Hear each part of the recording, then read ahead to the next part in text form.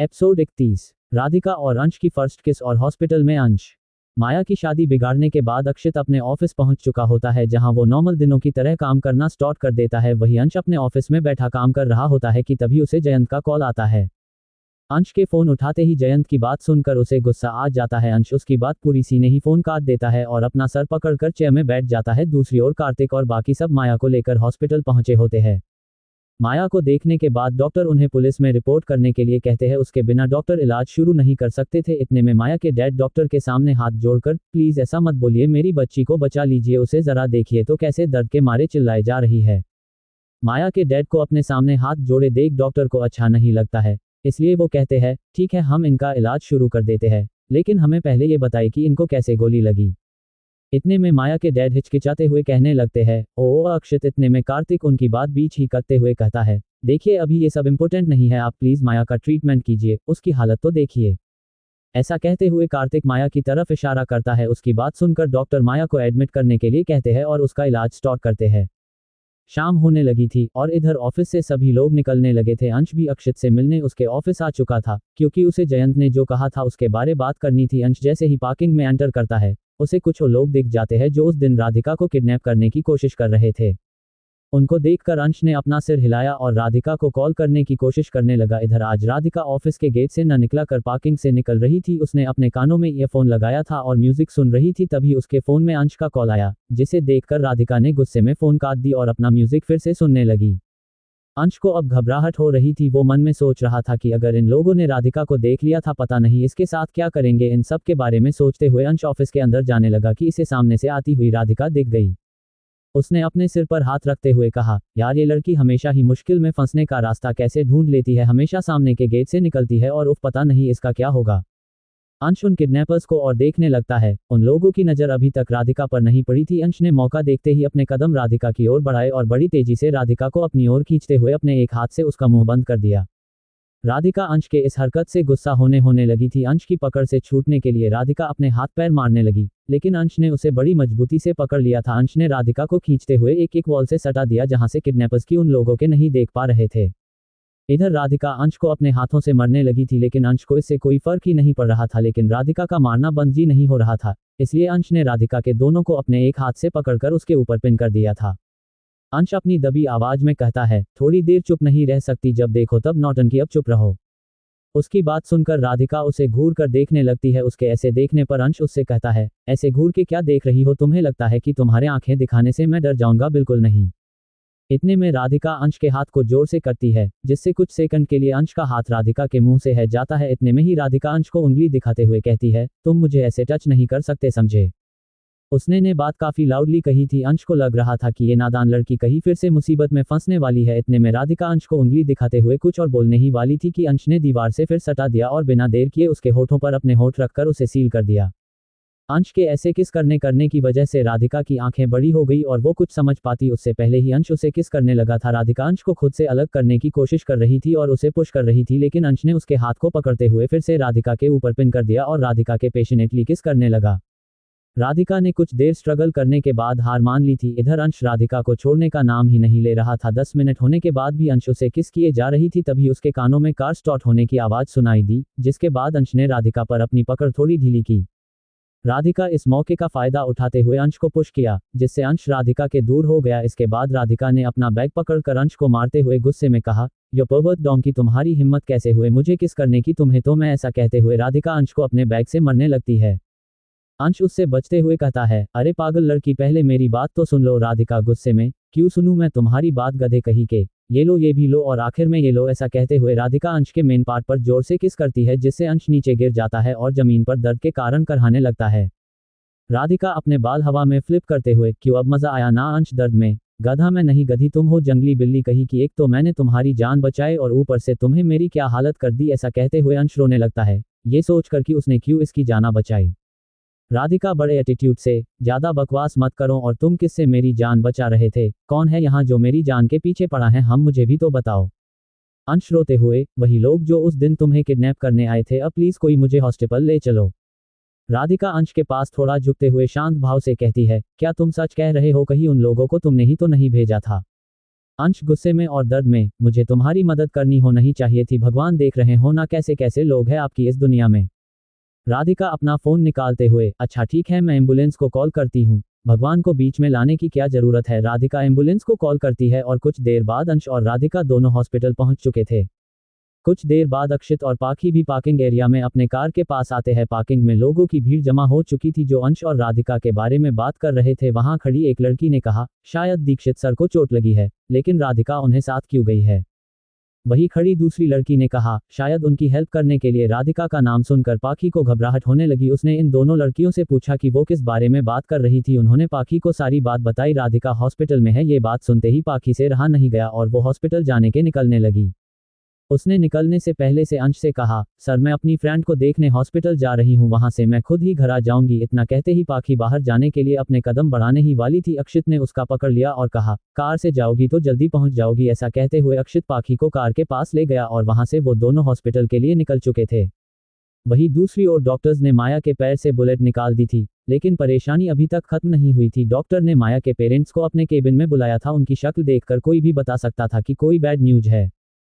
माया के डैड ने डरते हुए कहा, डॉक्टर प्लीज ऐसे चुप मत रहिए, जो भी हमें बता दीजिए, हमारी बच्ची अब कैसी है प्लीज बताए। डॉक्टर गहरी सांस लेते हुए, देखिए मिस्टर कपूर मैं आपको कोई झूठी तसल्ली नहीं दूंगा, मुझे ऐसा कहते हुए बहुत अफसोस हो रहा है कि आपकी बेटी अब ठीक से चल नहीं पाएगी। माया के डैड चौंक कर, क्या ये आप क्या कह रहे हैं, मेरी बेटी एक मॉडल है, अगर वो ठीक से नहीं चल पाएगी तो उसके करियर का क्या होगा। नहीं आपको कुछ तो करना होगा, प्लीज उसे ठीक कर दीजिए प्लीज। ऐसा कहते हुए माया के डैड ने अपने हाथ जोड़ लिए और वो फूट फूट कर रोने लगे थे। डॉक्टर देखिए इस बारे में हम कुछ नहीं कर सकते, आई एम सॉरी। ऐसा कहकर डॉक्टर अपने केबिन से बाहर चले जाते हैं और माया के डैड जोर जोर से रोने लगते हैं। माया की मॉम उनको संभलते हुए कहती है, प्लीज खुद को संभालिए, अगर आप ऐसा करेंगे तो माया को कौन समझाएगा, अभी हमें उसे भी ये बात बतानी है, प्लीज खुद को संभालिए।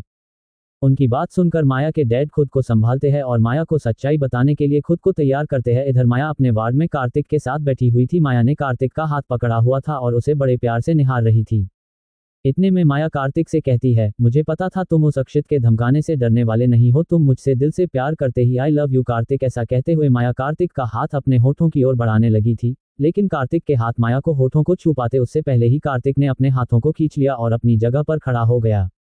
वही माया कार्तिक के इस बिहेवियर से चौंक गई थी। कार्तिक ने माया से नजरें चुराते हुए कहा, देखो माया मैंने हॉस्पिटल का बिल भर दिया है और इससे ज्यादा मैं तुम्हारे लिए कुछ नहीं कर सकता। माया हैरान से, आखिर तुम कहना क्या चाहते हो। कार्तिक माया की ओर देखते हुए, यही कि आज और अभी से हमारा रिश्ता खत्म, तुम और मैं अब से एक दूसरे के लिए अनजान है, तुम अपने रास्ते और मैं अपने रास्ते, बाय बाय। ऐसा कहकर कार्तिक वहां से चला गया। माया उसे रोकते हुए कहने लगी, कार्तिक प्लीज ऐसा मत करो, मैं तुमसे बहुत प्यार करती हूँ प्लीज कार्तिक। लेकिन बहुत देर हो चुकी थी, कार्तिक वहां से जा चुका था। इधर माया कार्तिक के यूं छोड़कर जाने की वजह से पूरी तरह से टूट चुकी थी, लेकिन उसे अभी तक अपनी कंडीशन के बारे में भी नहीं पता था। जब उसे ये बात पता चलेगी तो पता नहीं उसके साथ क्या होगा। कार्तिक के जाने के बाद माया फूट फूट कर रोने लगी थी और ये सारी चीजें माया के पेरेंट्स दरवाजे से देख रहे थे। उन लोगों में हिम्मत नहीं थी कि इस एक सदमे के बाद माया को एक और सदमा दिया जाए, इसलिए उन लोगों ने माया को अभी न बताने का डिसीजन लिया। वही अक्षित और पाखी भी हॉस्पिटल पहुंच चुके थे। वो लोग अंश और राधिका का पता लगा रहे थे कि तभी उन्हें अंश के दर्द में चिल्लाने की आवाज सुनाई दी। उन दोनों ने पहले एक दूसरे को देखा, फिर आवाज के डायरेक्शन में जाने लगे। वहां पहुंचकर दोनों देखते हैं कि हॉस्पिटल के स्पेशलिस्ट डॉक्टर्स अंश के सामने खड़े थे और अंश उनसे कह रहा होता है को प्लीज उसे बचा ले। इतने में अक्षित दरवाजा खोलकर अंदर चला जाता है। अक्षित को देखने के बाद सभी डॉक्टर एक लाइन में चुपचाप खड़े हो गए। Continue please like share and comment. Episode 32 until DPSODEAPTER। अक्षित के जाते ही सभी डॉक्टर्स एक लाइन में चुपचाप खड़े हो जाते हैं। अक्षित अपनी नजर दूसरी ओर घुमा कर देखता है तो वहां राधिका भी चुपचाप खड़ी थी। अक्षित डॉक्टर्स को देखते हुए अपनी कोल्ड वॉइस में कहता है, क्या हुआ इसे। डॉक्टर अपना सिर झुकाए, सर इनको ज्यादा कुछ नहीं हुआ, बस जहां लगी है वहां थोड़ा सा दर्द हो रहा है, जल्दी ही ठीक हो जाएंगे। अक्षित बिना के किसी भाव के, आखिर इसे हुआ क्या है जो सबके सब इसका इलाज कर रहे हो। डॉक्टर अक्षित के सामने अपना सिर झुकाए हुए कहता है, ओ सर इनको आप इनसे ही क्यों नहीं पूछ लेते। ऐसा कहते हुए वो डॉक्टर जल्दी से रूम से निकल जाता है और उसके पीछे पीछे बाकी डॉक्टर्स भी। डॉक्टर्स को निकलता देख पाखी रूम के अंदर जाती है और राधिका के पास जाकर पूछती है, तू ठीक तो है ना, तुझे पता है मैं कितना डर गई थी।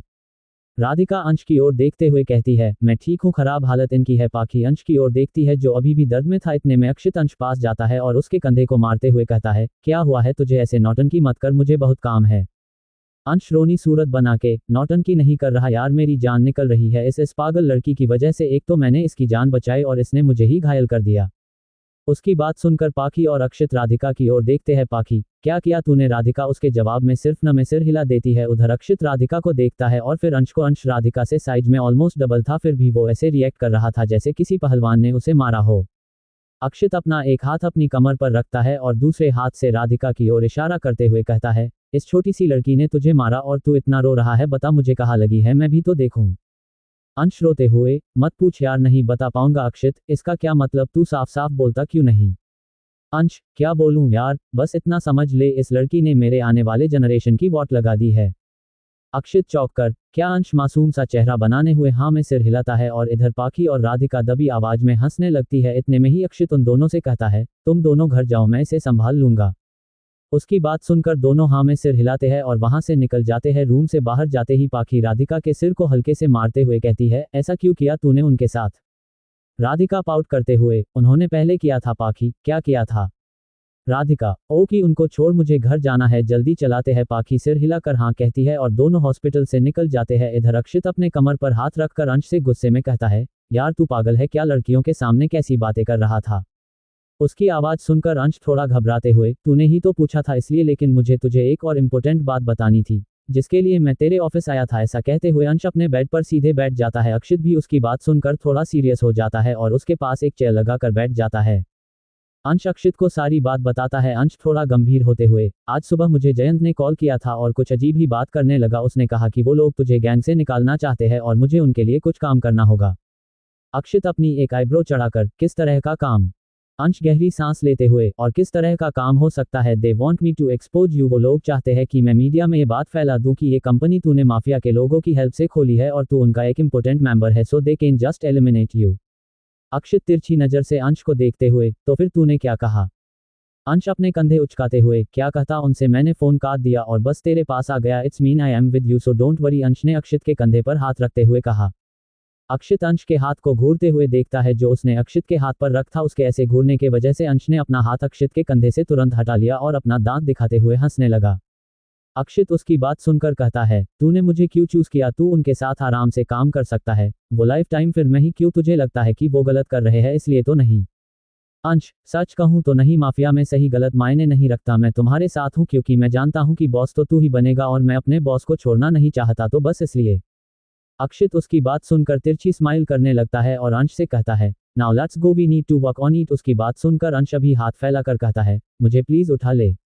अक्षित अपनी आंखें रोल करते हुए न में सिर हिलाता है और रूम से निकल जाता है। अंश उसके पीछे आते हुए कहता है, भाई मेरे लिए तो रुक जरा। ऐसा कहते हुए दोनों हॉस्पिटल से निकलने लगते हैं, लेकिन उन दोनों को किसी की नजरें नफरत से घूर रही थी। ये आंखें थी माया के डैड की।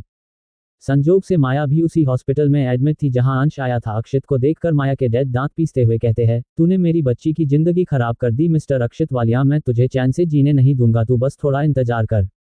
वहीं दूसरी तरफ कार्तिक की कंपनी अब अक्षित की हो चुकी थी, लेकिन जब उन्होंने ने पेपर्स साइन किए तो उसे नहीं पढ़ा था, इसलिए इन्हें ये बात पता नहीं थी इन्होंने जो बैंक से लोन लिया था उसे इन दोनों को ही चुकाना पड़ेगा। जब उन्हें ये बात पता चली तो उनके घर में मातम जैसा माहौल था। दोनों बाप बेटे अपने घर पर सिर पकड़े बैठे थे। इतने में कार्तिक के डैड कार्तिक को उसके कॉलर से पकड़ते हुए गुस्से में कहते हैं, तुझे क्या जरूरत थी उस अक्षित से दुश्मनी मोल लेने को? तू उसे जानता नहीं है क्या? जब बिजनेस की बात आई तो उसने तो अपने बाप को भी छोड़ा, अब तू कैसे चुकाएगा ये पैसे? हम बता मुझे। कार्तिक गुस्से में अपने डैड के हाथ झटकते हुए कहता है, मुझे क्या पता था कि वो माया से बदला लेने के साथ साथ मुझे भी निशाना बनाने वाला है। ये सब उस माया की गलती है, उसने ही मुझे ये आइडिया दिया था अक्षित को धोखा देने का, और सच कहूं तो उस आइडिया के कारण ही आपकी कंपनी अब तक चल रही थी, तो मुझ पर चिल्लाना बंद कीजिए। ऐसा कहते हुए कार्तिक गुस्से में घर से निकल गया। इधर मीडिया में भी ये बात फैल चुकी थी कि कार्तिक और माया की शादी टूट चुकी है और बैंक वाले कार्तिक के फैमिली के पीछे पड़े हुए थे। उन दोनों की लाइफ पूरी तरफ एक्सपॉइल हो चुकी थी। इधर कार्तिक अंश को छोड़कर अपने घर आ चुका था, जहां आते ही उसके चेहरे पर फिर से गुस्सा छा गया और इसका कारण थे पाखी के मॉम डैड। वो लोग अभी तक यहां से गए नहीं थे। उनको इग्नोर करते हुए अक्षित अपने कमरे में चला गया, जहां पाखी ऑफिस का कुछ काम कर रही थी। अक्षित के आने के बाद भी पाखी ने इस पर ध्यान नहीं दिया। इतने में अक्षित ने अपना कोट निकालकर बेड पर फेंका और पाखी से कहा, तुम्हारे पेरेंट्स अभी तक गए नहीं? पाखी बिना अक्षित की ओर देखते हुए, आपकी मॉम ने उन्हें रोक लिया था, डोंट वरी वो लोग कल चले जाएंगे। अक्षित ने बस हाँ में सिर हिलाया और अपनी शर्ट के बटन निकलकर उसे भी बेड पर ही फेंक दिया। उसके ऐसा करते ही पाखी की नजर अक्षित पर गई। अक्षित अभी भी बेइंतहा हॉट लग रहा था, जिसने पाखी का ध्यान पूरी से अपनी ओर खींच लिया था। जब अक्षित ने नोटिस किया कि पाखी तब से उसे ही देख रही है तो उसने अपने हाथ फैलाते हुए कहा, what are you looking at? उसकी ऐसा कहते ही पाखी का ध्यान टूटा और उसने खुद को होश में लाते हुए कहा, नथिंग, मैं आपको नहीं देख रही थी, मैं तो बस ये देख रही थी आपकी आदत कितनी खराब है, जहां देखो वहां कपड़े फेंक रहे हो। अक्षित बड़े एटीट्यूड के साथ, मेरा कमरा है, मेरी मर्जी, मैं जहां भी अपने कपड़े फेंकूं तुम्हें क्या। उसकी बात सुनकर पाखी अपनी जगह पर खड़ी होती है और अपने हाथ बांधते हुए कहती है, आपका कमरा था अब नहीं है, अब ये मेरा भी कमरा है और मुझे ऐसी गंदगी बिल्कुल पसंद नहीं है। जब देखो तक आप सामान यहाँ वहाँ फेंकते रहते हैं, यहाँ भी और ऑफिस में भी, मैं कितना आपका मेस क्लियर करूंगी। अक्षित पाखी को देखकर स्मृक करते हुए, अच्छा तुम्हें बहुत मेहनत करनी पड़ती है मेरी वजह से, ओ तो फिर अब से मैं बेड पर अपने कपड़े नहीं रखूंगा, ठीक है। ऐसा कहकर अक्षित बेड से कपड़े उठता है और उसे जमीन पर फेंक देता है और डेविल स्माइल करते हुए बाथरूम में घुस जाता है। पाखी गुस्से में अपनी मुट्ठी कसते हुए कहती है, आपको तो मैं छोड़ूंगी नहीं हन। इसके बाद भी पाखी के पास कोई ऑप्शन नहीं था, उसने गुस्से में ही अक्षित के फैलाए हुए मेज को साफ किया और बेड में जाकर लेट गई। अक्षित जब बाथरूम से बाहर आया तो पाखी को बेड पर देखकर उसकी भौहें तन गई। उसने जल्दी से अपनी टी शर्ट पहनी और बेड के पास आकर अपने हाथ बांधते हुए कहा, अब ये कैसा नया ड्रामा है तुम्हारा, उठो यहाँ से, मुझे नींद आ रही है। पाखी जो अभी बुक पढ़ रही थी, उसने अपने बुक को साइड में रखते हुए कहा, तो से जाए उस तरफ, इतनी जगह में तो आप फिट हो ही जाएंगे। अक्षित थोड़े गुस्से में, देखो मेरा दिमाग खराब मत करो, हटो यहाँ से। उसके जवान में पाखी भी थोड़े ऊंची आवाज में कहती है, नहीं हटूंगी, सोफे पे सोने से मेरे बैक में पेन होता है, अगर आपको कोई प्रॉब्लम है तो आप वहां सो जाए। ऐसा कहकर पाखी ब्लैंकेट ओढ़कर सो जाती है। अक्षित उसे आगे कुछ नहीं कहता है और खुद भी दूसरी साइड में सो जाता है और पाखी को वॉर्न करते हुए कहता है, देखो रात को तुम्हारे साथ जो भी होगा उसकी जिम्मेदारी मेरी नहीं है। Bad night and worst dream. Continue. Please like, share and comment. Episode 33 से माया का पछतावा और नव्या की एंट्री। रात को अक्षित भी चुपचाप से बेड की दूसरी साइड में सो चुका था, लेकिन जैसे ही आधी रात हुई और अक्षित को गहरी नींद आई, उसने अपने हाथ पैर इधर उधर मारना शुरू कर दिए थे। उसके भरी भरकम पैर ने पाखी के पैरों को जकड़ रखा था। पाखी उसके पैरों को हटाने की पूरी कोशिश कर रही थी, लेकिन उसे टस से मज नहीं कर पा रही थी। पाखी हार मानकर ऐसे ही सोने की कोशिश करने लगी, लेकिन इतने में ही अक्षित पाखी की ओर मुड़ता है और अपना एक हाथ पाखी के चेस्ट पर रख देता है। पाखी अक्षित के इस हरकत से चौंक गई थी। उसे लग रहा था कि अक्षित ये जानबूझकर कर रहा है, इसलिए वो अक्षित की ओर देखती है, लेकिन अक्षित गहरी नींद में सो रहा था। ये देखकर पाखी ने गहरी सांस ली। उसने अक्षित के हाथ को अपने ऊपर से हटाने की कोशिश की, लेकिन इतने में ही अक्षित पाखी के पास आकर उसे अपने बाहों में भर लेता है। अक्षित के इस मूव से पाखी की आंखें शौक में बड़ी हो गई। पाखी अक्षित के सीने से लगी हुई थी और लंबी लंबी सांसें ले लगी थी, लेकिन उसे यूं अक्षित के पास होने का एहसास अच्छा लग रहा था। उसे अक्षित के पास होने से सेफ फील होता था। पाखी की ब्रॉड चेस्ट से लगकर ही सोने लगी थी। कुछ देर बाद ही उसकी आंख लगने ही वाली थी कि तभी अक्षित ने उसे अपने दूर फेंक दिया और दूसरी ओर मुंह करके सो गया। पाखी बेचारी बेड से गिरते गिरते बची। अब उसे एहसास हो रहा था कि आखिर अक्षित की वो वार्निंग किस चीज के लिए थी। पाखी गुस्से में अपने पैर पटकते हुए जाकर सोफे पर सो गई। सुबह जब हुई तो पाखी की बैक में फिर से पेन होने लगा था। वही अक्षित ये बात जान चुका था कि रात को क्या हुआ होगा। दोनों ऑफिस के लिए निकल चुके थे। वही दूसरी तरफ माया अपने घर में अपने बेड में बैठी रोए जा रही थी। कार्तिक ने उसका साथ छोड़कर उसे बहुत हर्ट किया था। उसने कल से कुछ खाया पिया भी नहीं था। उसके मॉम डैड भी उसे इस तरह देखकर उदास थे, लेकिन वो इस बारे में कुछ नहीं कर सकते थे। उन्होंने कार्तिक को भी मानने की कोशिश की थी, लेकिन उन लोगों ने इन्हें इग्नोर कर दिया। माया अपने कमरे में बैठी कार्तिक के बारे में ही सोच रही थी कि तभी उसकी मॉम उसके आती है और उसके पास बैठकर बड़े प्यार से कहा, माया बेटा कुछ खा लो, कल से तुमने कुछ भी नहीं खाया, अपने आप को तो देखो, रो रो कर कैसी हालत कर ली तुमने। माया अपना सिर अपने घुटने में छुपाते हुए कहती है, मुझे कुछ खाना, आप प्लीज जाइए यहाँ से, मुझे अकेला छोड़ दीजिए। माया की मॉम चिंतित होकर, ऐसे कैसे अकेला छोड़ दूं तुम्हें, तुम्हें ऐसे देखकर हमारे दिल पर क्या बीत रही है ये तो हम ही जानते हैं। तुम्हारे डैड ने भी कल से कुछ खाया, तुम दोनों अपनी जिद छोड़ क्यों नहीं देते। माया अपनी आंखों में आंसू लिए अपनी मॉम की ओर देखती है और कहती है, मॉम क्या कार्तिक का प्यार सिर्फ दिखावा था, मैंने उससे दिल से प्यार किया था, उसे अपना सब कुछ मान लिया था और उसने बस किसी के धमकाने से मुझे छोड़ दिया। कोई इंसान इतना बुज़दिल कैसे हो सकता है जो अपने प्यार को भी प्रोटेक्ट ना कर पाए। माया की मॉम उसके सिर पर हाथ फेरते हुए, इसमें वो भी क्या कर सकता है बेटा, ये सब उस अक्षित की वजह से है, देखा नहीं तुमने कैसे उसने डरा धमकाकर उनकी कंपनी भी ले ली, और तो और कार्तिक के डैड ने भी कुछ नहीं कहा, तो वो अकेला क्या ही कर सकता हुई। इस पर माया रोते हुए कहती है, अक्षित होता तो ऐसा बिल्कुल नहीं करता। माया की मॉम चौंक कर, बेटा तू ये क्या कह रही है, वो तेरा पास्ट है, उसने ही तो तुझे छोड़ा था अब और तू उसके बारे में ऐसा बोला रही है। माया, नहीं माँ, उसने मुझे नहीं छोड़ा था, बल्कि मैंने ही उसे धोखा दिया था। कार्तिक के साथ मिलकर हमने उसे यूज किया, उसके पैसों को यूज किया और एक दिन मैंने ही उसे अपनी लाइफ से निकाल दिया, ये कहकर कि वो मेरे लायक नहीं है। ऐसा कहते हुए माया जोर जोर से रोने लगती है। उसकी मॉम उसे समझाते हुए कहती है, शायद वो तुमसे बहुत ज्यादा प्यार करता था, इसलिए उसके अंदर इतना गुस्सा भरा है। उसकी सारी फीलिंग अब उसके गुस्से में बदल गई है, लेकिन उसकी आंखों में तुम्हारे लिए गुस्सा था, नफरत नहीं। माया सिसकियां लेते हुए, क्या क्या मतलब आपका। माया की मॉम, बेटा मुझे लगता है कि वो तुम्हें अब भी पसंद करता है, इसलिए वो तुमसे चाहकर नफरत नहीं कर पा रहा है, हो सकता है वो अभी भी तुम्हारा वेट कर रहा हो। माया रोते हुए, आपको ऐसा लगता है क्या अक्षित मुझे अब भी पसंद करता होगा? अगर ऐसा है तो उसने शादी क्यों कर ली? मुझे उसे हर्ट नहीं करना चाहिए था, अब मैं क्या करूं? ऐसा कहते हुए माया फूट फूट कर रोने लगती है। माया की मॉम उसे गले से लगाते हुए, नहीं बेटा रोते नहीं है, मुझे पूरा यकीन है अक्षित तेरा वेट कर रहा है और वो शादी उसने बस दिखावे के लिए ही की है, तू कहे तो मैं उससे मिलकर बात करूं। माया अपने आंसू पोंछकर, नहीं माँ मैं खुद ही मिलने जाऊंगा, भले ही वो मुझे न अपनाए, कम से कम माफ तो करेगा। माया की मॉम, मुझे पूरा यकीन है वो तुझे अपना लेगा, चल अब तो खुश हो जा। उनकी बात सुनकर माया मुस्कुरा देती है। वहीं दूसरी तरफ अक्षित के ऑफिस में आज खन्ना ग्रुप के साथ अक्षित की मीटिंग थी। अक्षित अपने केबिन में अपने काम में बिजी था, तभी किसी ने डोर पर नॉक किया। अक्षित ने बिना देखे ही उसे कम इन कहा और आदमी सीधे आकर अक्षित के सामने वाली चेयर पर आकर बैठ गया। अक्षित ने जब देखा कि कोई बिना उसकी इजाजत के उसके सामने बैठ चुका है तो उसने गुस्से में उसकी ओर देखा। उसके सामने एक लड़की बैठी थी। वो लड़की दिखने में काफी सुंदर थी, गोरा रंग, कंधे तक आते बाल और बड़ी बड़ी ब्राउन आंखें। उसके फेस पर एटीट्यूड था जो उसकी पर्सनैलिटी को काफी सूट कर रहा था। अक्षित उसकी ओर देखते हुए कोल्ड वॉइस में कहता है, हु आर यू? तुम्हारी हिम्मत कैसे हुई बिना मेरी परमिशन के मेरे सामने बैठने की? वो लड़की अपने साथ आई हुई फाइल्स टेबल पर रखते हुए बड़े एटीट्यूड के साथ कहती है, शायद आप भूल गए आज हमारी मीटिंग थी। अक्षित कुछ सोचने के बाद बिना किसी भाव के, are you from Khanna group? वो लड़की अपना हाथ आगे बढ़ाते हुए, I am Navya Khanna, MD of Khanna group and co. Akshit उससे हाथ मिलाते हुए, nice to meet you, I am Akshit Walia. Navya Akshit को देखते हुए स्मृक करने लगती है। इतने में पाखी डोर पर 2 बार नॉक करते हुए अंदर आती है। नॉक के आवाज सुनकर नव्या अपना हाथ पीछे लेती है और पाखी अक्षित के साइड में जाकर खड़ी हो जाती हैं। पाखी को देखकर नव्या ने पूछा, who is she? Akshit files देखते हुए, शी इज माई सेक्रेटरी। पाखी अपना हाथ नव्या की ओर बढ़ाते हुए, nice to meet you ma'am. लेकिन नव्या उसे इग्नोर करती है और अक्षित से कहती है, लेट्स स्टार्ट अवर मीटिंग। पाखी को नव्या का ये बिहेवियर अच्छा नहीं लगा और उसने अपने हाथ पीछे ले लिए और मुंह फुलाए खड़ी हो जाती है। इतने में अक्षित कहता है, let's go to the meeting room. Pakhi की ओर देखते हुए, miss Mehra call everyone at meeting room. Akshit के मुंह से मिस मेहरा सुनकर पाखी को और बुरा लगने लगा। पाखी अक्षित को बिना जवाब दिए ही केबिन से बाहर चली गई। उसे ऐसे जाते देख नव्या कहती है, आपके एम्प्लॉइज में मैनर की कमी है, आपको कुछ करना चाहिए। अक्षित बिना किसी भाव के, well she react according to people. Navya हैरानी से, sorry Akshit, nothing, let's go. ऐसा कहते हुए अक्षित केबिन से निकलकर सीधे मीटिंग रूम में चला जाता है और नव्या भी उसके पीछे पीछे चलने लगती है। मीटिंग रूम में जाते ही नव्या सबको एटीट्यूड के साथ देखने लगी। सभी लोगों ने उसे ग्रीट किया लेकिन उसने किसी को भी जवाब नहीं दिया। मीटिंग स्टार्ट होती है और अक्षित अपनी चेयर पर बैठ जाता है, लेकिन तभी नव्या अक्षित के पास वाली चेयर पर बैठ जाती है जहां हमेशा पाखी बैठा करती थी। अब तो पाखी को और भी गुस्सा आने लगा था, लेकिन राधिका ने उसे शांत कराते हुए अपने पास बैठा लिया। मीटिंग के दौरान नव्या अक्षित की ही देखे जा रही थी और ये बात वहां के सभी लोगों ने नोटिस कर ली थी। नव्या को देखकर ऐसा लग रहा था कि उसका मीटिंग में कोई ध्यान नहीं है, वो बस यहाँ अक्षित को देखने आई थी।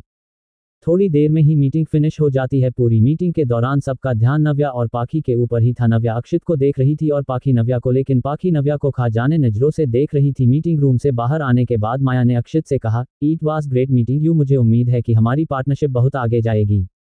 अक्षित बिना किसी भाव के, आई होप सो। इतने में नव्या अक्षित को हग करते हुए कहती है, वी विल मीट सुन। अक्षित बस उसे हम कहता है और बिना नव्या को हग किया अपने केबिन की ओर चला गया। वही कुछ दूर खड़े पाखी और राधिका नव्या के इस बिहेवियर को देख रही और उसे गुस्से घूर रही थी। नव्या ने भी उन दोनों को देख लिया। नव्या उन दोनों के पास गई और उसने बड़े एटीट्यूड के साथ कहा, तुम दोनों को जरा भी तमीज नहीं है, अपने बॉस के सामने कैसे रहना चाहिए, कुछ नहीं आता तुम दोनों को। राधिका, देखिए हमें आपसे जानने की कोई जरूरत नहीं है कि हमें कैसे बिहेव करना चाहिए, आपसे तो अच्छे ही है हम, so keep your advice to yourself. ऐसा कहते हुए राधिका उसे घूर कर देखने लगती है। इतने में नव्या अजीब सी शकल बनाते हुए, देखा देखा तुम आ गई ना, अपनी जगह पर थोड़ा सा भी मैनर नहीं है। ओ गॉड अक्षित, कैसे काम करते होंगे तुम लोगों के साथ। उसके मुंह से अक्षित का नाम सुनकर पाखी की आईब्रो तन गई और वो उंगली दिखाते हुए नव्या से कुछ कहने वाली ही होती है को नव्या अपना हाथ दिखाकर उसे रोकते हुए कहती है, मेरे पास तुम्हारी बकवास सुनने का टाइम नहीं बाय। ऐसा कहते हुए नव्या पाखी को अपने कंधे से धक्का देते हुए आगे बढ़ जाती है। उसके धक्का देने को वजह से पाखी का बैलेंस बिगड़ जाता है, जिसे राधिका वक्त रहते संभाल लेती है। पाखी मुड़कर नव्या की ओर देखती है और गुस्से में कहती है, इस लड़की को तो मैं कच्चा चबा जाऊंगी, समझती क्या है खुद को। राधिका उसे शांत करते हुए, रिलैक्स माय सिस्टर, टाइम आने पर उसे सब बता देंगे। ऐसा कहकर वो दोनों नव्या को गुस्से में घूरने लगती है। उधर नव्या ऑफिस से बाहर आ चुकी थी, तभी उसके फोन में किसी का कॉल आया और सामने से किसी ने कहा, सो कैसा लगा वो तुम्हें? नव्या ब्लश करते हुए, बहुत अच्छा, वो बिल्कुल मेरे ही टाइप का है। सामने से आवाज आती है, तो आगे का काम तुम मुझे पर छोड़ दो। उसकी बात सुनकर दोनों मुस्कुराने लगते हैं। Continue please like share and comment. Episode 34। पाखी की फीलिंग। तुम्हें पता भी है तुम कितनी भारी हो। नव्या के जाने बाद पाखी मुंह फुलाए अपने केबिन में जाकर बैठ गई। वही राधिका भी उसके पीछे पीछे उसके केबिन में चली गई। दोनों एक साथ हाथ बंधे और मुंह फुलाए हुए थे। उन दोनों देखकर ऐसा लग रहा था जैसे कि कोई एक इंसान हो और दूसरा उसकी परछाई। इतने में दोनों ने ही एक साथ अपनी मुट्ठी कसते हुए कहा, हो उसकी हिम्मत कैसे हुई हम लोगों को ऐसे एटीट्यूड दिखाने की। राधिका गुस्से में, कितना एटीट्यूड है उसके अंदर, किसी के हिलो के भी जवाब नहीं दिया और हम लोगों को तमीज सिखा रही थी हम। पाखी गुस्से में, हाँ और तो और अक्षित सर को कैसे देख रही थी। उसे इस बात का भी ध्यान नहीं रहा कि उनकी शादी हो चुकी है। उसकी ये मजाल कि उसने उन्हें हक किया कहीं मिल जाए, बस मैंने उसे मसल के रख देना है। ऐसा कहते हुए पाखी टेबल को जोर जोर से मारने लगती है। उसकी बात सुनकर राधिका उसे अजीब तरह से घूरने लगती है। पाखी राधिका की ओर देखते हुए, ऐसे क्या देख रही, मैं जोकर लग रही हूँ क्या। राधिका अपना मुंह बनाते हुए, अच्छा जी तो तुझे इस बात पे गुस्सा आ रहा है कि वो अक्षित सर के साथ फ्लर्ट कर रही थी, और तुझे तो बस उनकी ही फिक्र रहती है पहले भी, और अब तो उनकी वाइफ है तो तेरा पॉसेसिव होना बनता ही है। पाखी अपने जगह पर खड़ी होकर, मैं नहीं हो रही पॉसेसिव किसी के लिए, मुझे बस उसकी हरकत पर गुस्सा आ रहा था। ऐसा कहते हुए पाखी राधिका से नजरें चुराने लगती है।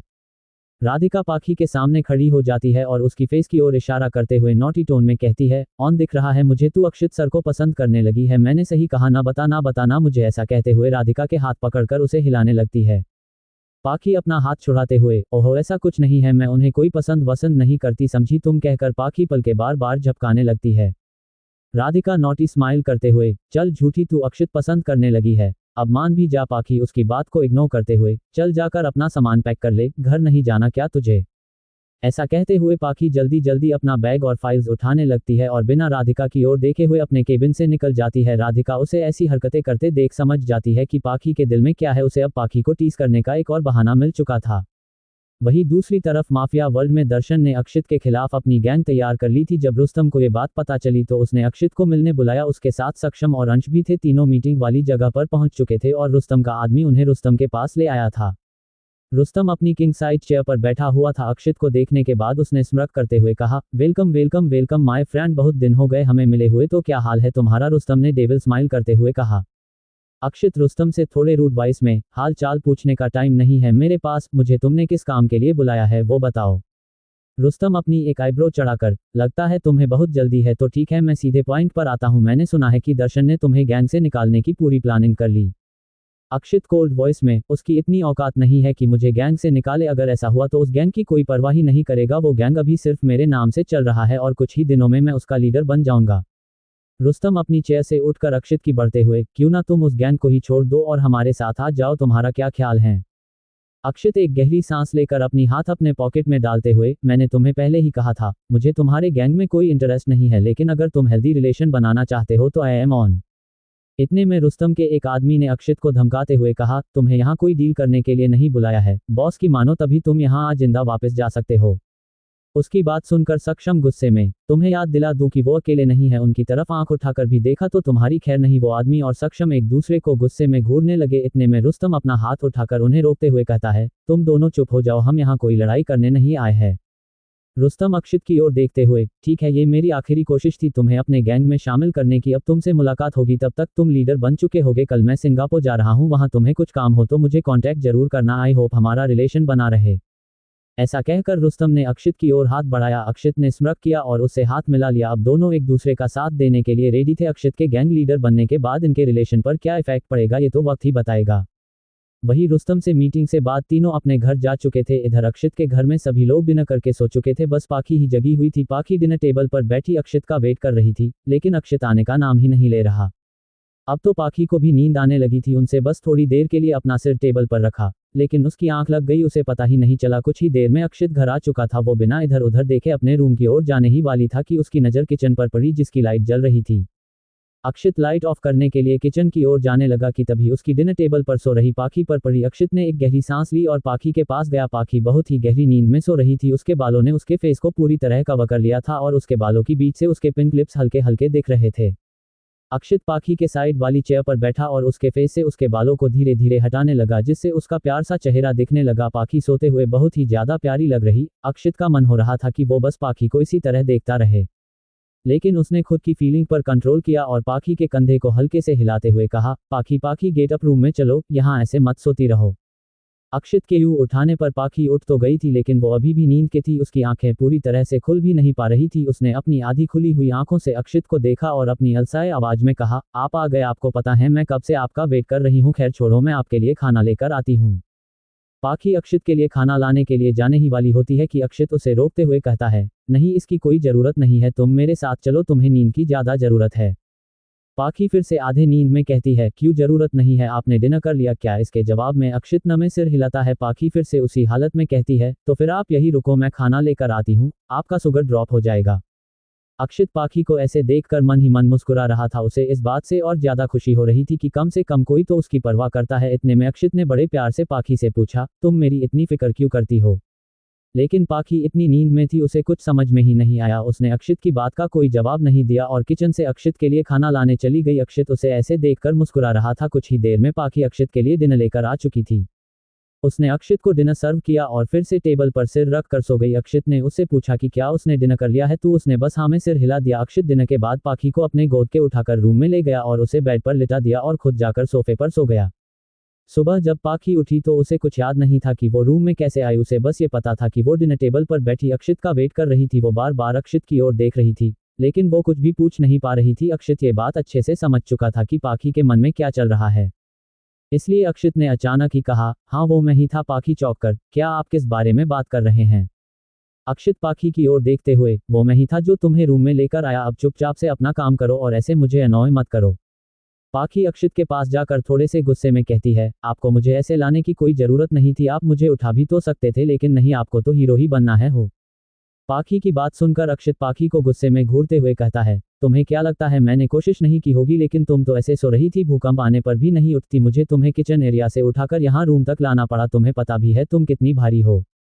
भारी वर्ड सुनकर पाखी को गुस्सा आना लाजमी था। कोई उसके वेट पर सवाल उठाए उसे बिल्कुल पसंद नहीं था। उसने अपने कमर पर हाथ रखकर गुस्से में कहा, भारी? मैं भारी हूँ? आपको पता भी है मेरा वेट कितना है? वो छोड़िए, आपने कभी खुद को देखा है? आपकी हाइट इतनी ज्यादा है, ऊपर आपने ये जो बॉडी बना रखी है, उसे कभी देखा है? मुझे भारी बोल रहे हैं हम? अक्षित पाखी को चिढ़ाते हुए, भारी तो तुम हो। पाखी गुस्से में, आपको तो मैं पाखी कुछ और कह। पाखी उससे पहले ही हॉल से आती हुई आवाज ने उन दोनों का ध्यान खींचा। वो दोनों जिस हाल में भी थे वैसे ही नीचे आने लगे। नीचे आकर उन्होंने ने देखा कि हॉल में माया अक्षित की मॉम से बात कर रही थी।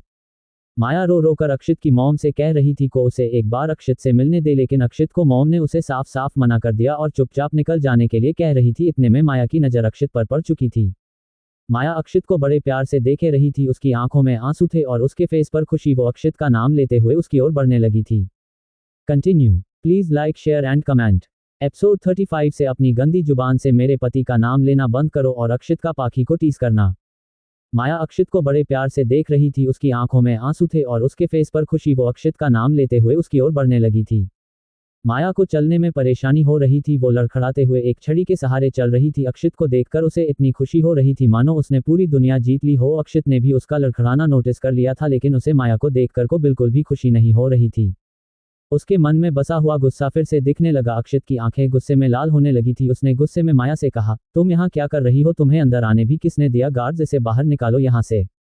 ऐसा कहते हुए अक्षित अपने रूम की ओर जाने के लिए पीछे मुड़ा ही था कि माया ने उसका हाथ पकड़ लिया। अक्षित ने गुस्से में उसे घूर कर देखा, लेकिन माया को देखते हुए उसके एक्सप्रेशन नॉर्मल हो गए। माया कंटिन्यू रोए जा रही थी और वो रोते हुए आहिस्ते से बस अक्षित का नाम दोहराए जा रही थी। वही खड़ी पाखी ने ये बात नोटिस कर ली थी। अक्षित उसे अभी गुस्से से नहीं देख रहा है। अक्षित का माया को ऐसे देखना पाखी के लिए बहुत हर्टफुल था। इतने में अक्षित माया से अपना हाथ छुड़ाते हुए, मुझे छूने की हिम्मत भी मत करना तुम मुझे। अक्षित कुछ और कह पाता उससे पहले ही माया ने अक्षित को फिर से कसकर पकड़ लिया और रोते हुए कहने लगी, अक्षित प्लीज मुझे माफ कर दो प्लीज। मैंने तुम्हारे प्यार को कभी समझा ही नहीं। सिर्फ तुम ही थे जो मुझे अपने दिल पसंद करते थे और मैंने ही तुम्हें धोखा दिया, तुम्हारा दिल तोड़ा। प्लीज मुझे माफ कर दो। अक्षित के ऊपर उसके बातों का कोई असर नहीं हो रहा था। उसने माया की ओर देखते हुए बिना नहीं इमोशन के कहा, अच्छा तो तुम्हें अब इस बात का एहसास हो रहा है कि मैं तुमसे कितना प्यार करता था और तुमने कैसे मुझे धोखा दिया। एक सेकंड, मुझे अब समझ में आया। तुम्हारे बॉयफ्रेंड का तो दिवालिया निकल गया, तो इसलिए अब तुम मेरे पास आई हो। बट डोंट वरी, मैं तुम्हें पहले ही भूल चुका। So now just leave from here.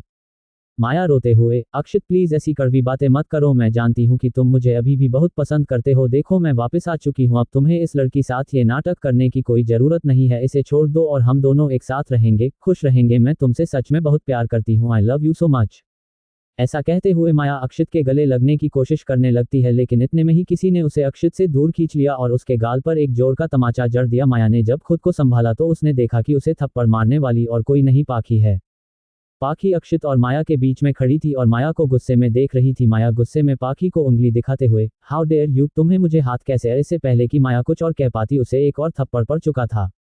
माया ने गुस्से में पाखी की ओर देखा और उसे कुछ कहने ही वाली थी कि पाखी उसे गुस्से में उंगली दिखाते हुए कहती है, शट अप, अपनी गंदी जुबान से मेरे पति का नाम लेना बंद करो। और तुम क्या कह रही थी कि ये तुम्हें अभी भी पसंद करते हैं? हो तुम जैसी लड़की को तो गली का कुत्ता भी ना पूछे। निकल जाओ यहाँ से, इससे पहले कि मैं तुम्हारा दूसरा पैर भी तोड़ दूं। माया गुस्से में, तुम अपनी ये एक्टिंग करना बंद करो, अब तुम्हारा काम खत्म हो चुका था। मैं जानती हूँ कि अक्षित मुझसे बस थोड़ा सा नाराज था, लेकिन उसने कभी मुझसे नफरत नहीं की और आज के बाद हम दोनों एक हो जाएंगे, तो तुम अपना मुंह बंद रखो। ऐसा कहते हुए माया अक्षित की ओर देखने लगती है, लेकिन अक्षित का पूरा ध्यान पाखी पर था। उसने माया के कहे गए एक वर्ड को भी नहीं सुना था। इतने में पाखी ने माया का ध्यान अपनी ओर खींचते हुए कहा, ओ हेलो, वो तुमसे अपने दिल के गहराई से नफरत करते हैं। ये बात तुम्हें कब समझ में आए? पाखी कुछ सोचने के बाद अपने हाथ बांधते हुए, लेकिन तुमने ठीक कहा, वो तुमसे नफरत नहीं करते और न कि वो तुमसे गुस्सा है, क्योंकि रियलिटी तो ये है कि वो तुमसे कोई रिश्ता ही नहीं रखना चाहते हैं, न मोहब्बत का और न ही नफरत का। और हाँ, ये शादी कोई दिखावा नहीं है। हम दोनों एक दूसरे से प्यार करते हैं और साथ में बहुत खुश है। तो आज के बाद इनके आसपास भी मत देख, वरना तुम्हारी वो हालत करूंगी कि तुम खुद को भी पहचान नहीं पाओगी। पाखी अक्षित की ओर मुड़ती है और उसके आंखों में देखते हुए कहती है, इन पर सिर्फ मेरा हक है। चलिए अक्षित, इसकी नेगेटिविटी से आप बीमार पड़ जाओगे। ऐसा कहकर पाखी अक्षित का हाथ पकड़कर उसे घर से बाहर ले जाती है और गार्ड्स को ऑर्डर देती है कि माया को धक्के मारकर यहां से निकाल दे। पाखी और अक्षित दोनों अपने कार में बैठकर ऑफिस के लिए निकल चुके थे। इधर माया को गार्ड्स ने घर से निकाल दिया था। ऑफिस जाते वक्त पूरे रास्ते पाखी विंडो से बाहर देख रही थी। उसे घबराहट हो रही थी, कहीं अक्षित को उसकी किसी बात का बुरा न लगा हो। इधर अक्षित की नज़र पाखी पर ही टिकी ही थी, वो उसे बड़े प्यार से देख रहा था। उसका मन चाह रहा था कि वो अभी पाखी को कसकर लगे से गला ले, लेकिन उसने खुद को कंट्रोल किया और ऑफिस पहुंचने का वेट करने लगा। कुछ ही देर में दोनों ऑफिस पहुंच चुके थे। अक्षित सीधे अपने केबिन में जा चुका था और पाखी राधिका के पास। पाखी राधिका को खींचते हुए पेंट्री में ला चुकी थी। वहां पहुंचकर राधिका अपना हाथ छुड़ाते हुए, ओहो क्या बात हो गई है जो तू मुझे ऐसे खींचकर यहाँ ले आई? पाखी घबराते हुए, मत पूछ यार, आज घर में क्या हुआ और मैंने इतनी बड़ी गड़बड़ कर दी है कि अब मैं क्या करूं। राधिका पाखी के कंधे पकड़कर, कम डाउन बेबी, क्या हुआ पहले बोल तो, वरना मैं जा रही हूँ, मुझे बहुत काम है। ऐसा कहते हुए राधिका जाने का नाटक करने लगी। पाखी उसे रोकते हुए, नहीं नहीं मैं बता रही हूँ सुन। राधिका चुपचाप पाखी की ओर देखने लगती है और उसकी बात सुनने लगती है। पाखी उसे आज सुबह की सारी बात बताती है। पाखी इनोसेंट सा फेस बनाकर, अब मैं क्या करूं सर, तो मेरी जान ही ले लेंगे। राधिका स्माइल करते हुए, देख बहन, सर को अगर कुछ करना होता तो वो पहले ही कर चुके होते। तू तो उन्हें जानती है, वो किसी की सुनने वाले तो नहीं है। लेकिन तू बता, तुझे क्या हो गया था जो तूने उस माया के साथ ऐसा किया? ठीक इसी वक्त अक्षित पाखी को ढूंढता हुआ पेंट्री में आ चुका था। जब उसने देखा कि राधिका और पाखी आपस में बात कर रहे हैं तो वो वही दरवाजे पर रुक गया। इतने में ही पाखी ने कहना शुरू किया, पता नहीं मुझे क्या हुआ, लेकिन जब मैंने देखा कि अक्षित सर उस लड़की के सामने कमजोर पड़ जा रहे हैं तो मुझसे रहा नहीं गया। राधिका पाखी के कंधे पर हाथ रखते हुए, लेकिन ऐसा भी हो सकता है कि उनके दिल के किसी कोने में माया के लिए अभी भी कुछ हो। पाखी गहरी सांस लेते हुए, मुझे नहीं लगता, मैंने सर की आंखों में सिर्फ उसके लिए नफरत देखी है। और जहां तक सवाल है उनका कमजोर पड़ने का, तो उस लड़की ने उन्हें साइकोलॉजिकल और इमोशनली इतना हर्ट किया है कि वो खुद को संभाल नहीं पाते। जब उनके डैड उनके सामने पास्ट को बातें करते हैं तब भी उनका यही बिहेवियर होता है। मुझे उन्हें ऐसे देखना बिल्कुल अच्छा नहीं लगता, मेरे लिए वो खड़ूस ही अच्छे हैं। पाखी की बात सुनकर अक्षित उसे थोड़ी देर बड़े प्यार से निहारने लगा, फिर वापस अपने केबिन में आ गया। पाखी अपना सिर झुकाए राधिका के सामने खड़ी थी। राधिका ने जब पाखी का सिर हल्के से उठाया तो उसने देखा कि पाखी के आंखों में आंसू है। उसने स्माइल करते हुए कहा, तू रो क्यों रही पागल, अब बता भी दे, तू अक्षित सर को पसंद करती है ना? पाखी ने उसके जवाब में बस हाँ में सिर हिला दिया। राधिका उसे गले से लगाते हुए कहती है, तो इसमें रोने वाली क्या बात है? पाखी राधिका को कस के पकड़ते हुए, अगर वो मुझे पसंद न करते हो तो मैं क्या करूंगी उनके बिना? ऐसा कहते हुए पाखी रोने लगती है। राधिका उसके आंसू पोंछते हुए, तो ये उनका बैड लक होगा जो उन्हें इतनी अच्छी लड़की मिलते मिलते रह जाएगी। राधिका की बात सुनकर पाखी हल्का सर मुस्कुरा देती है। राधिका पाखी से ज्यादा टेंशन न लेने के लिए कहती है और अपने काम में लग जाती है। वही पाखी अक्षित के लिए कॉफी लेकर उसके केबिन में जाती है। अक्षित पाखी के बारे में ही सोच रहा था, लेकिन पाखी को देखने के बाद काम करने को एक्टिंग करने लगा। पाखी ने अक्षित की कॉफी उसके टेबल पर रखी और वहां से बिना कुछ कहे ही जाने लगी। इतने में ही अक्षित ने उसे रोकते हुए कहा, मिस मेहरा, कंस्ट्रक्शन कंपनी को एनुअल रिपोर्ट मेरी केबिन में भेज देना। पाखी अक्षित की ओर देखते हुए, वो तरुण सर के पास है, आपने ही उन्हें ये रिपोर्ट रिव्यू करने के लिए कही थी। और हाँ, आज से आप मुझे मिसेज वालिया कहे तो बेहतर होगा, अब मैं चलती हूँ। अक्षित ने नोटिस कर लिया था कि पाखी थोड़ी अपसेट है, लेकिन उसके पास एक आइडिया था जिससे वो पाखी का मूड बड़े आराम से बदल सकता था। कुछ ही देर में ऑफिस की एक और मीटिंग थी जिसमें सारे एम्प्लॉय ऑफिस में हो रही प्रॉब्लम को लेकर डिस्कस करने वाले थे। पाखी और अक्षित भी उस मीटिंग में थे। तभी एक एम्प्लॉय ने कहा, सर मुझे लिफ्ट से प्रॉब्लम है, उसकी मेंटेनेंस ठीक से नहीं की जा रही है, कहीं भी रुक जाती है। इतने में एक एम्प्लॉय ने कहा, लेकिन वो प्रॉब्लम तो सिर्फ एक ही लिफ्ट में होती है, और ये तभी होती है जब ओवरलोड हो जाता है। तीसरा एम्प्लॉय, लेकिन दूसरा लिफ्ट सिर्फ अक्षित सर के लिए है, ऐसे में पहले लिफ्ट को ठीक करवाना हो पड़ेगा। इतने में अक्षित ने कहा, ठीक है, तुम लोग एक टीम बुलाकर उसे ठीक करवा लो और तब तक जो लोग भारी है वो मेरे लिफ्ट का यूज कर सकते हैं। मिस्टर हर्ष, काव्य और पाखी, तुम सब दूसरे लिफ्ट का यूज मत करना जब तक कि वो रिपेयर ना हो जाए। Meeting is now DSMSed। ऐसा कहते हुए अक्षित मीटिंग रूम से बाहर निकल गया और पाखी उसे बड़ी बड़ी आंखों से देखने लगी। अक्षित के बाहर जाते ही सभी लोग पाखी पर हंसने लगे, ये कहते हुए कि अक्षित सर ने उसे भारी कहा। पाखी गुस्से में सबको कहने लगी, मैं कहाँ से भारी हूँ, यहाँ सबसे कम वेट मेरा ही है फिर भी। ऐसा कहकर पाखी अपना सामान समेटते हुए वहां से चली जाती है। उसके जाने के बाद सभी लोग और जोर जोर से हंसने लगे। पाखी अपने केबिन में पहुंचकर गुस्से में बड़बड़ाई जाए थी। इतने में राधिका आकर उसे शांत करने की कोशिश करने लगी, लेकिन पाखी कहाँ किसी की सुनने वाली थी। उसने गुस्से में कहना शुरू किया, तुमने देखा कैसे उन्होंने मुझे सबके सामने भारी कहा, उनको तो मैं छोड़ने वाली नहीं हूँ। राधिका, कम डाउन बेबी, लेकिन मुझे एक बात समझ में नहीं आई, उन्हें कैसे पता चला कि तू बचपन में मोटी थी, एकदम गोलू मोलू। ऐसा कहते हुए राधिका पाखी के गाल खींचने लगती है और जोर जोर से हंसने लगती है। पाखी, तुझे तो मैं, ऐसा कहते हुए पाखी राधिका को मारने के लिए उसके पीछे दौड़ने, लेकिन राधिका उससे बचते हुए वहां से भाग जाती है। शाम होने लगती है और पाखी आज अक्षित से पहले घर पहुंच चुकी थी। अक्षित अंश के पास कुछ काम के लिए रुक गया था। पाखी आज फिर से अक्षित का वेट कर रही थी, लेकिन उसे बार बार अक्षित का टीस करना याद आ रहा था कि कैसे उसने सबके सामने उसे भारी कहा। यही सोचते सोचते पाखी किचन का चक्कर लगा रही थी कि तभी उसकी नज़र किचन के एक कबर्ड पर पड़ी जो थोड़ी सी खुली हुई थी। जब उसने उसे खोलकर देखा तो उसने वाइन के बॉटल्स थी। उसने एक रेड वाइन उठाए और उसे मुस्कुराते हुए देखने लगी। कंटिन्यू। रेटिंग और रिव्यू देना मत भूले और साथ में कमेंट और लाइक भी करे।